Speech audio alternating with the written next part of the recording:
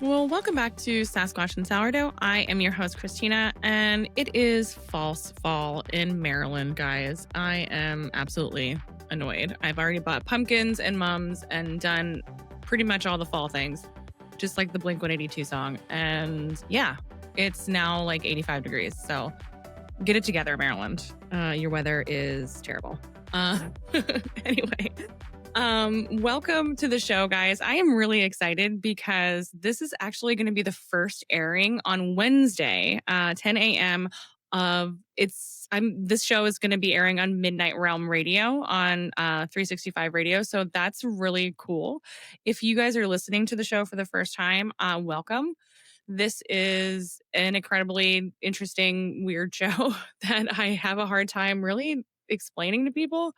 But just tag along and you'll figure it out eventually. But welcome in, guys. I have a great show actually put together for you guys today.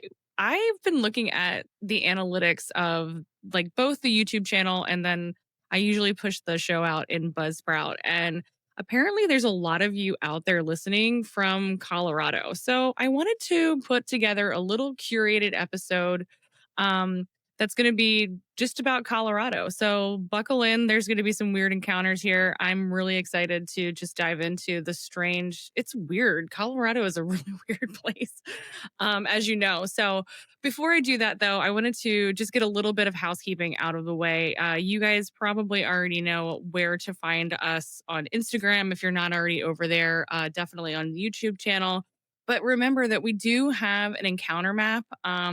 On the website, sasquatchandsourdough.com, you can put in any type of encounter. It can be Dogman, UFOs, paranormal, even like a faith encounter. If you have, one of those, maybe something crazy happened at church, anything like that, haunted houses, Bigfoot, obviously, any kind of weird encounter. I'm just trying to get that thing off the ground, but it's challenging when I don't hear from people and I have to kind of start digging. So I'm hoping that by putting together these curated episodes, I can kind of just dig in, find some cool encounters, and then add them to the map. But check that out. You can also email me your encounters, sasquatchandsourdough@gmail.com. I also have a phone number. You can text or call if you want to just have something played on the air or you just want to keep it private. That phone number is 202-556-3802. And that comes directly to my phone. Lastly, if you want to send some regular snail mail, we have a P.O. box. So that is P.O. box number 2, Hides, Maryland 21082. I really just enjoy hearing from you guys. I know it's busy out there in life, but it's really cool to hear the feedback. I just assume no news is good news. So if you guys are still liking it, you're still here. I'm glad to have you. Let's dive into whatever's going on in Colorado. So, surprisingly, a lot of my listeners are from Colorado, and I know I'm pronouncing that wrong. You can send me a text message or you can send me a voicemail and tell me exactly how it's supposed to be pronounced. But I'm from Baltimore, so this is what you get. But yeah, I just wanted to kind of like dive into some of the high strangeness. I am not, however, going to talk about the insane weirdness that's going on at the Denver International Airport. I know there's like a whole bunch of like with Lucifer and potential tunnels, lizard people. I'm going to send you guys over directly to Dark Waters. Just check him out on YouTube. He goes into all of those deep dives of that type of high strangeness and kind of more conspiracy. He does great, great content, but it's just not something that I really dive into. I know there's a lot of theories about the lizard people in the Denver International Airport. Like, that's probably the weirdest, but I'm just not going to go there. One of the things I found really cool is like there's just, I don't know, there's like a really cool air of weird fun happening in parts of Colorado. I found this is an interesting article about it's like just kind of strange Colorado places and oddities. But so this is cute. It's called, this website is thirstcolorado.com is my source, and it says the mystical tourist town of Manitou Springs hosts a morbid competition inspired by a casket that washed down a mountainside. Born in 1863 on the East Coast, Emma Crawford moved to Manitou Springs at the age of 12 with her mother, and with the hope that the fresh mountain air and mineral springs would relieve her tuberculosis, much like Doc Holliday. Death knocked on Crawford's door in 1891. Interred on Manitou's Red Mountain, her burial site succumbed to weathering and her coffin fell into a landslide in 1929. This incident eventually evolved into a Halloween event, the Emma Crawford Coffin Races and Festival. But interestingly enough, that it's not the only one that you guys have. So this is crazy strange. In 1989, a Norwegian man brought the corpse of his deceased grandfather, Brado Morstol, to the U.S., preserved on dry ice and later in liquid nitrogen. Oh my gosh, that's disgusting. Liquid nitrogen. I don't, for some reason, that reminds me of like a Simpsons episode when Mr. Burns wanted to like freeze himself. Anyway, in 1993, almost 30 years later, Morstall's body was placed inside a shed in the town of Nederland, where Morstall's frozen corpse remains to this day. For years, Nederland had its annual coffin race during the Frozen Dead Guy Days celebration each March. The celebration has since been moved to Estes Park. So, wow, already right off the bat. That was like literally the first thing I found when I was like high strangeness in Colorado. Coffin races. I mean, that does sound like a lot of like weird fun. I don't know. I just love a okay, this is all right. Now I'm going down this rabbit trail, but seriously, I just envision like quaint mountain town, like everyone wearing fun sweaters and having like obviously like lattes. And let's, here we are. We're here for the coffin race and festival. And we're just going to dress up coffins and race them down a hillside.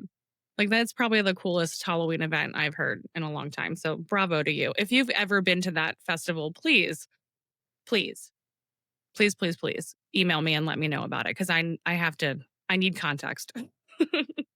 So in previous episodes, you guys have heard me talk all the time about this awesome book for my video peeps. This is Monsters Among Us by Linda Godfrey. I really enjoy her. I think the first time that I ever found her content was probably Blurry Creatures. They're kind of the sounding board for all high strangeness and weird stuff. If you guys don't know Blurry Creatures by now, you definitely need to check that podcast out. But so the only Colorado experience that she has in the book is really wild. I'm going to read it for you guys now. Her book is called They Walk Among Us. Or no, I'm sorry. This is Monsters Among Us. And the chapter is They Walk Among Us. And this encounter is called The Checkered Shirt. I came across one other incident relevant to this chapter that I'd like to mention because it also fits the description of another phenomenon we'll examine later. Christopher O'Brien mentioned this case briefly in the March-April 2011 issue of Fate, F-A-T-E magazine. It involved a family of four's 1983 encounter on a night drive through the Navajo Reservation in Colorado. The drive along Route 163 had gone smoothly until suddenly they each noticed an uneasy feeling that the car was being followed. Very shortly after that, a thing sprang at their car from the side of the road. O'Brien quoted a family member, quote, "It had on a white and blue checkered shirt and long pants. Its arms were raised over its head, almost touching the top of the cab. It looked like a hairy man or a hairy animal in man's clothing. But it didn't look like an ape or anything like that. Its eyes were yellow and its mouth was open," unquote. The checkered shirt is of almost as much interest as is the creature itself. The late investigator and author John Keel noted that plaid or checkered shirts are very often connected with sightings of anomalous creatures. What then was this anomalous creature? Yellow eye shine is normal for canids, but nothing else seemed normal about this being. I don't think its appearance can necessarily be blamed on reservation. I never say this word SWs either, since there isn't much to distinguish it from the other man/dog creatures discussed above. And C, this is her chapter, Hunting the American Werewolf, for yet another example of a plaid shirted. Oh no, I'm sorry. she references another book. And see Hunting the American Werewolf for yet another example of a plaid-shirted, wolf-headed road jumper near Blue Sea Lake, Quebec in the early 1990s. I must note that none of these human-canid combination beasts seem to be accompanied by lights or other strange phenomenon, except for the glowing red light of the hoodie wolf, which, as noted, could have been a cigarette. There wasn't any weird extras in this next, truly epic example either, but nothing extra was needed to make this one of the strangest cases ever reported to me. Okay, so guys, definitely check this out. Oh, so I'm sorry. Real Wolfman and American Monsters is one of her other books, I think. I don't know if Hunting the American Werewolf is her. She does give a reference to it. Let me look quickly in the back here. 15. This book is just chock full of really, really cool encounters. That's one of the things I love doing is just kind of collecting books and reference materials that are just good sources of encounters. Okay, so Godfrey hunting the okay, yes, it is her own book, Hunting the American Werewolf. Cool. So yeah, oh my gosh, checkered shirt. That's crazy. It just reminds me, I mean, number one, it reminds me of Beetlejuice, but it also just it's like that classic Wolfman. When you see like the Wolfman, turning into, the man turning into Wolfman, he's got a checkered, I don't know. I don't know why that's a big I don't know why buffalo plaid, like the Wolfman really likes that, but apparently that's his style. Okay, so moving on, I'm going to go back and hop back over to a Reddit thread. This is really interesting. It's another weird figure that was seen while driving. Okay, and so this is Reddit. This thread is just called High Strangeness. Dark figure showed up while driving in Colorado. I just wanted to get your thoughts on something that happened today, and this is Pedro_HTX. This is actually from a year ago today. While I was driving on a highway, I felt like I almost hit something. For 1 second, the window on my left got dark. Then I drove pretty close, inches to something big. During that moment, I couldn't see anything else on my left. This thing covered the whole window. At first, I thought it was nothing, but my wife got scared, quickly looked back and asked, "What did you hit? Did you hit something?" There was no noise, just the impression like something got extremely close to the car. I looked back through my mirror and there was absolutely nothing on the road, no animals. The car behind me didn't reduce their speed. Both me and my wife were just trying to understand what happened because even she said because she also saw that thing with no specific shape that suddenly disappeared. She said it was something gray. She even joked saying, "Are we in the same dimension now? Did we cross some kind of portal? Do you think it was a SK or an SW?" But despite the jokes, what caught my attention was that this happened as we drove by the Red Rocks area, where some workers saw a UAP recently. We are 100% sure it was not an animal or person. It was also not the shadow of a bridge or an airplane. It covered only one window, and obviously, it was not another vehicle. Do you guys have any thoughts on that? Okay, that's crazy. Okay, so another resource that I go to very, very often is the website North American Dogman Project. It is just awesome. These guys are they have great analytics. They just kind of have their own encounter map, and I just find them to be such a great resource. This is from their website, and it's Tammy from Pueblo, Colorado, reports on the NADP website. It says, let's see, she says she's had Dogman plus other cryptids on my place for years, and this is her Dogman sighting details. Quote, "Hi, folks. I do not want my name out on the internet," which is weird because it says Tammy, but whatever. Because it never goes away. Anyway, a few years ago, I decided to contact the BFRO about having Yetis, Bigfoot, on my place. I call them Yeti because they have 3 toes instead of 5. I always knew we had more than one cryptid on the place. I live on a river and have about 18 acres of land. The dog man has been sighted off Lime Road, which also borders my river.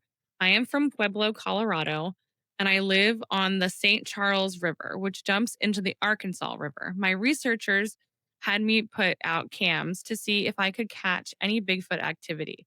I did, and over the years have caught other strange creatures on the cam. I call them hybrids. My encounters started when I was 8 years old in 1969 when a huge Bigfoot stood up in front of my dad's tractor. And it has continued to this day with other creatures as well. I have a pic of the dogman I caught in the river. It takes up a span of 4 feet wide. Oh my gosh. He has huge shoulders and is staring directly at the camera across from it. Yes, it is black, has ears that tip in towards themselves and scars on its face, and appears he is not too happy about having his picture taken.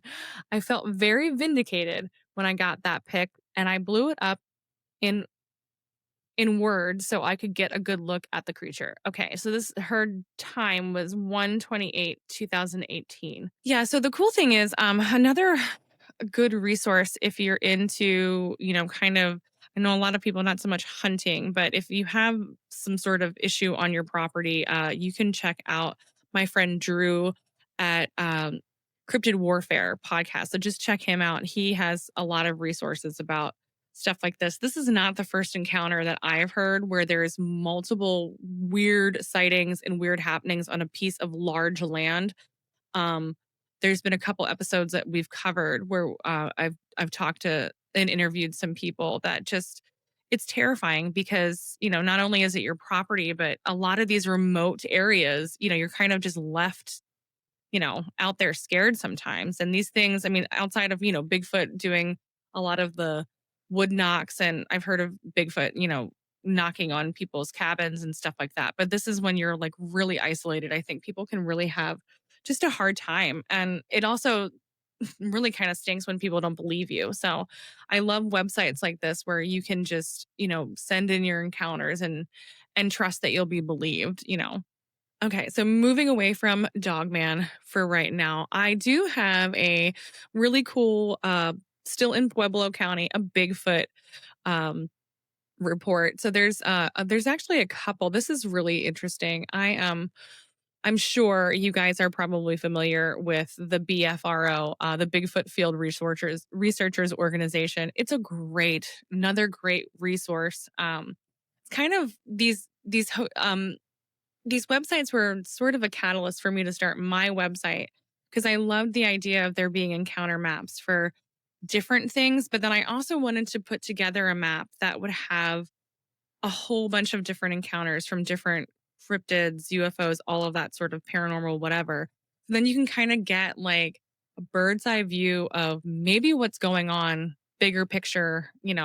Maybe there's something more spiritual happening in these areas if there's a lot of like a hotbed of activity in concentrated areas. So that's kind of my goal. It's definitely slow going, but nonetheless. Okay. So back to Bigfoot here. It's the winter of 1982 and it's Pueblo County. And this is going to be approximately 100 miles south of Colorado Springs off the east shoulder of I-25 in Pueblo County. Observed on approximately December. It's not really approximate, but okay.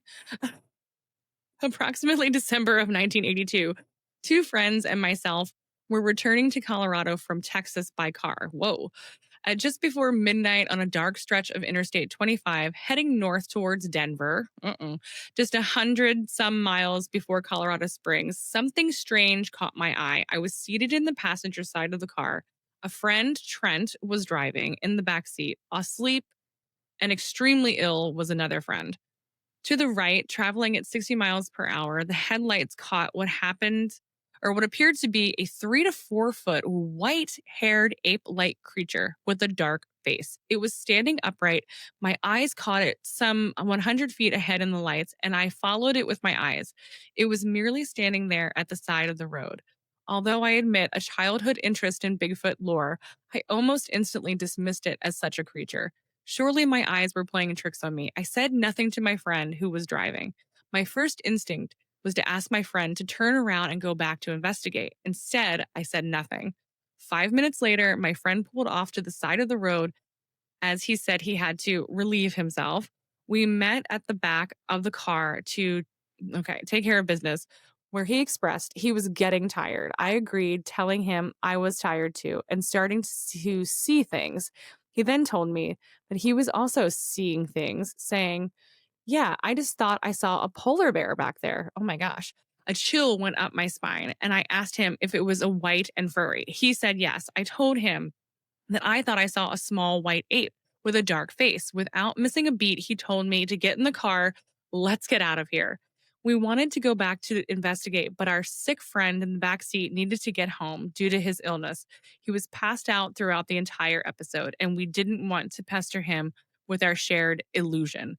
We're obviously unsure of what we saw. However, we agreed that it was not a coyote, and we both only saw two legs. Oh, that's interesting. This account was dismissed by us. Oh, until 5 years later, when Unsolved Mysteries did a feature on some unusual sightings of a large Bigfoot like creature. Okay, so when they do the reporting, guys, on BFRO, they'll have the account and then they'll have an actual investigator reach out to the people that put the account in the database or whatever. So they have they're really, really good about follow up. That's what I really enjoy about them. So this actually was on Unsolved Mysteries. And here's the report. Along the Colorado Front Range, there have been reports of a white haired ape like creature roaming around the homes in the foothills just north of Colorado Springs. Our sighting was 100 some miles south. I think I think it's important to mention for credibility that I have held a strong fascination in Bigfoot lore since childhood. I am not totally convinced that what I saw was what I know as a Bigfoot. The account is true, however, I believe the circumstances of the event and the accounts in the region are interesting and worth reporting here. I have never told of this event to more than a half dozen people. I think it's important to mention for credibility. Okay, he already said that.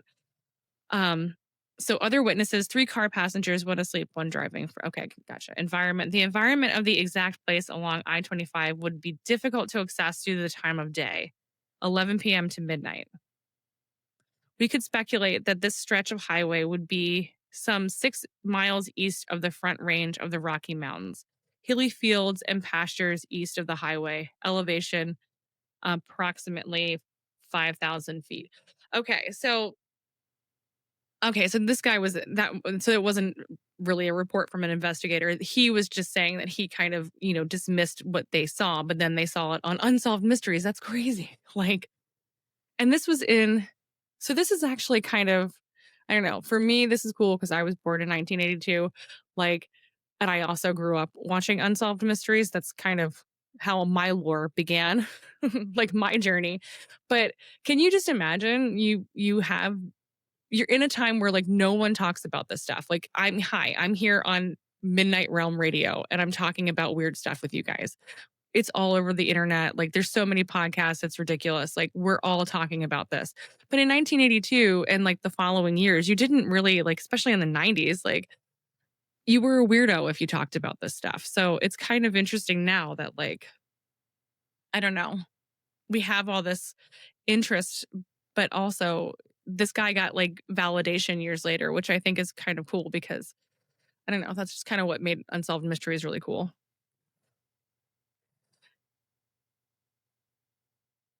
You get that validation. So that's really awesome for him. Good job, guy. Okay, so moving on, I know you guys are probably all right, where are the UFOs? There apparently are an incredible amount of UFO encounters on the so if you guys, another website that I often pull from is the National UFO Reporting Center. So it's nuforc.org. I don't tend to really go to MUFON. That's not really my first choice. I like this website a little bit better. So this is cool. This one's actually from 1931. It occurred in 1931, and this person reported it in 2004. So that's the crazy thing is oh my gosh, think of how many people have seen something and never said anything. That's wild.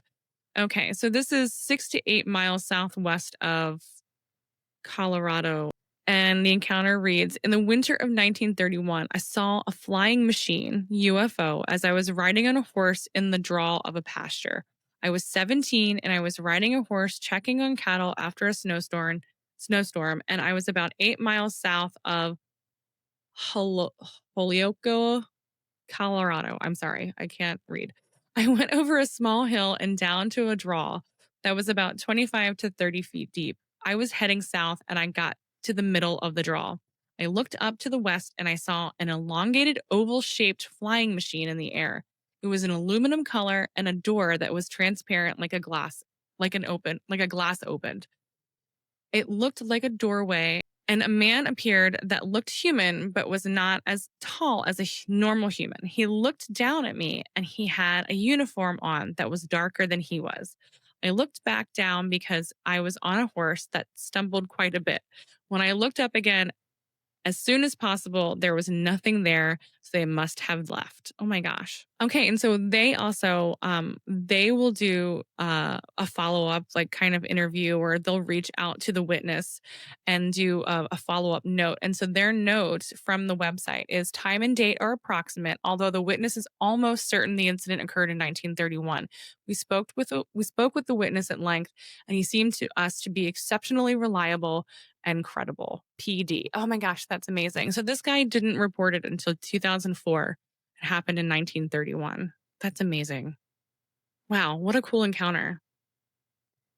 Okay, so I have one that I picked out from 1998. And this, my note here is this encounter actually reads like an episode of the X Files. Okay, let's get this one going. All right, so this occurred in 1998, reported 2003. Duration 15 minutes and two observers. This is in Pueblo, West, Colorado. The shape is a triangle.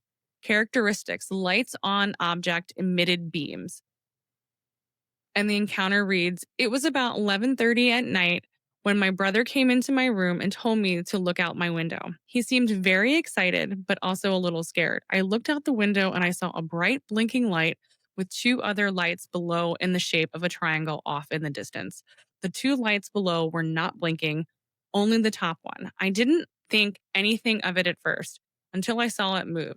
As I was watching, the light would blink, then almost instantly blink again in another spot in the sky. Its movements were sort of erratic, almost in the same sort of way an eyeball would move while looking at different things throughout a room.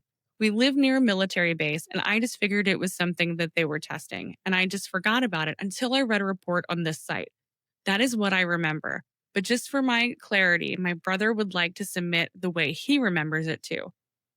So his brother says, I was lying awake in my bed looking out of my window because I couldn't sleep when I saw what at first looked like an airplane with its landing lights on. It didn't seem strange to me at all until I noticed that there was no sound coming from this plane.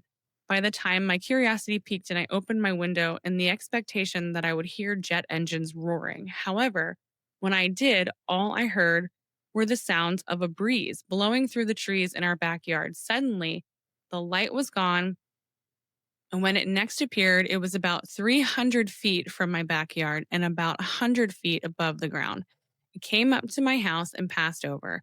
It couldn't have been any more than 60 or 70 feet over the rooftop. As I saw it pass by, it flashed a beam onto the house and the surrounding area. I followed it as best I could. I went to my brother's room to see his room's directly across from mine. I stood at his window waiting to see what would happen, but it just sat there, no sound, no movement. So I thought quickly and woke my brother as to make sure I had a witness that I wasn't dreaming or crazy. And that's where my brother's story picks up. Wow, that's crazy. And so they said the date is approximate. So they did reach out, but there's no other notes. I don't know. That just reminded me of if you guys remember, like all of. I'm actually rewatching the X Files because I haven't watched them enough apparently. But there's just the whole encounter when Fox Mulder's sister gets taken. It just kind of reminded me of that. So I thought that was kind of cool. So definitely check out these websites, guys. Um, there are a ton. Like I said, there's 35 pages of, and I'm not talking just like 10 per page. It's insane. There's a lot. There's got to be thousands of encounters in Colorado. So definitely check that out. So yeah, I think that's going to do it. I just wanted to give you guys a little, Colorado episode. I thank you so much for listening. It's really funny to me that, I'm here in Maryland and you guys in Colorado are listening to my weird little show. So it's humbling and it's an honor to pull this together for you guys tonight. Thanks again. If you're listening on Midnight Realm, thank you for tuning in. This is the first episode really on that radio station. It's kind of neat. Like I never thought that, this opportunity would kind of come together like this, but it's really cool and I'm enjoying it so far. So if there is another place that you want me to do a deep dive into, like, your town, wherever you live out there, please reach out to me, because otherwise I'm just going to pull something out of my hat to come up with for next week. But I'm really excited to do this. It's a lot of fun. Remember, you can find me on Instagram. You can find me on the website, sasquatchandsourdough.com. You can email me, sasquatchandsourdough@gmail.com. Just reach out so I can hear your crazy encounters out there. So until next time, guys, remember, the truth is out there. God is with you, and everyone always ends up in the kitchen.